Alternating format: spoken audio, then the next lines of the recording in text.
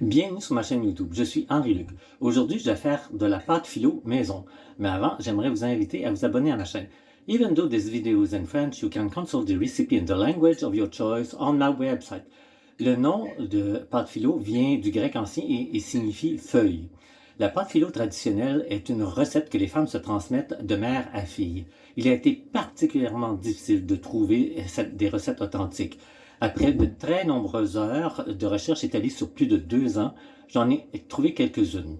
Ma préférée est celle de Madame Binon Saha, une excellente cuisinière et une très populaire YouTubeuse. Ma recette constitue donc une adaptation de la sienne. Il a noté que la séquence des étapes de ma recette diffère quelque peu de celle de Madame Sam. De plus, le poids de la pâte est plus important que ce qui est mentionné dans sa recette. Ainsi, on peut avoir suffisamment de pâte sans avoir à l'amincir d'une main experte. Alors, c'est parti! Alors, dans mon bol, j'ai 304 g de farine tout usage, 5 g de sel et 25 g d'huile d'olive. Alors, on va mélanger l'huile d'olive un peu avec les doigts. Ce qu'on veut obtenir, c'est une pâte qui a des grumeaux. Donc, on veut avoir des grumeaux de pâte huileux. J'ai ici 167 g d'eau. Donc, on va en verser la moitié pour l'instant.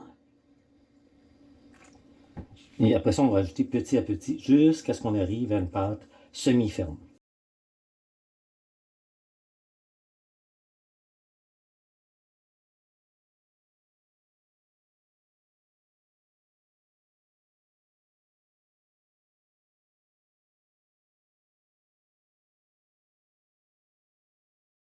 Alors, la pâte est relativement homogène. On la laisse dans le bol, j'ai mis en boule, et on met un linge humide et on la laisse 20 minutes. Ça fait 20 minutes. On va mettre la pâte sur le comptoir et on va la pétrir. On la pétrit 1 ou 2 minutes.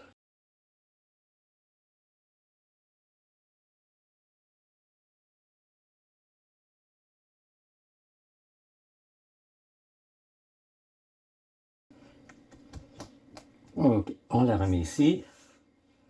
C'est normal qu'elle déchire un petit peu là, pour l'instant. C'est un premier pétrissage. Là, on la huile comme il faut.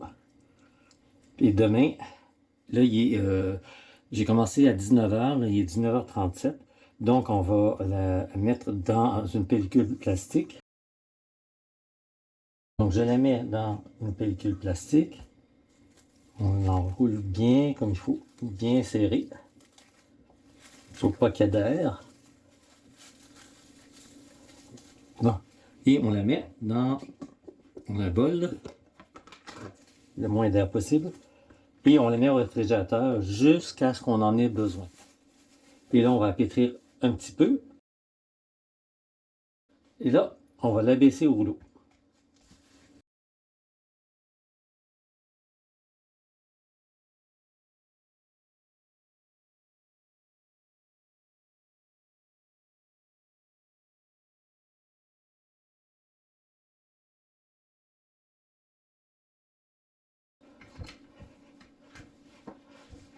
On peut utiliser la méthode comme pour la pâte à tarte, vraiment pour lui donner une forme carrée.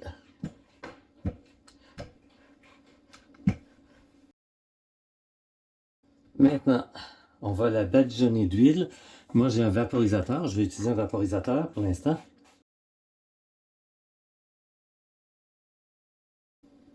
Et on laisse 30 minutes.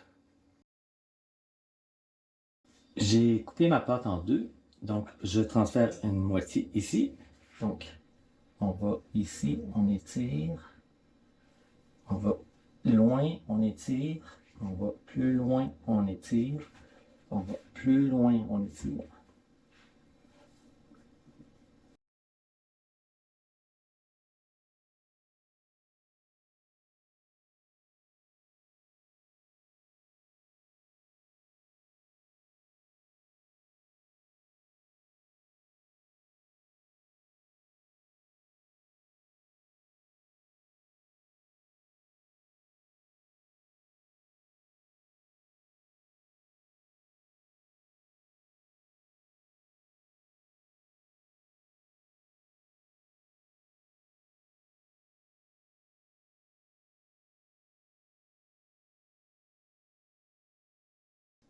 On peut vaporiser un peu d'huile, ça aiderait.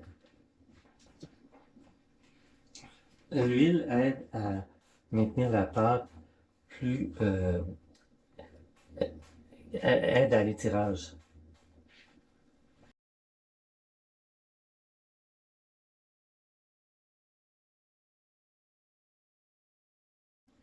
Vous voyez, aussitôt qu'il y a un trou, on arrête d'étirer à cet endroit-là.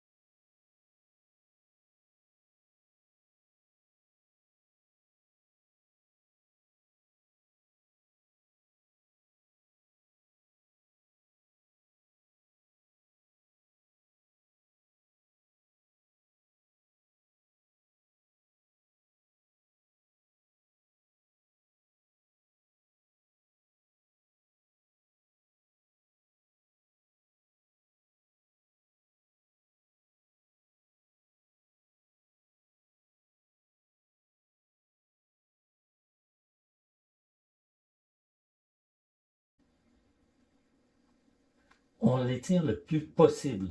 On n'est pas des experts, c'est pas notre vie, on ne pas fait ça trop souvent. Donc on étire du mieux qu'on peut avec ce qu'on a.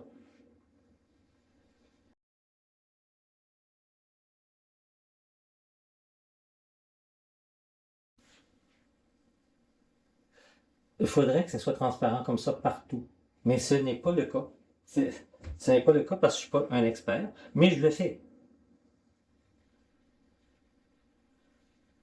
On n'est pas obligé d'être des experts pour le faire.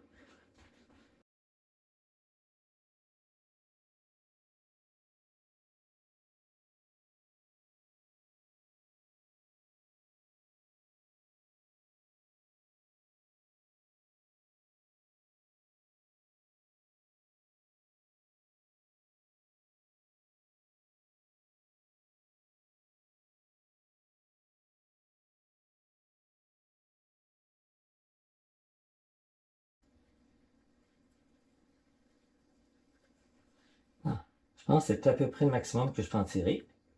Peut-être un petit peu ici. Si vous avez aimé cette vidéo, vous pouvez cliquer sur le pouce levé. N'hésitez pas à me laisser un commentaire. N'hésitez pas à vous abonner à ma chaîne. Au plaisir de vous revoir bientôt pour une nouvelle vidéo.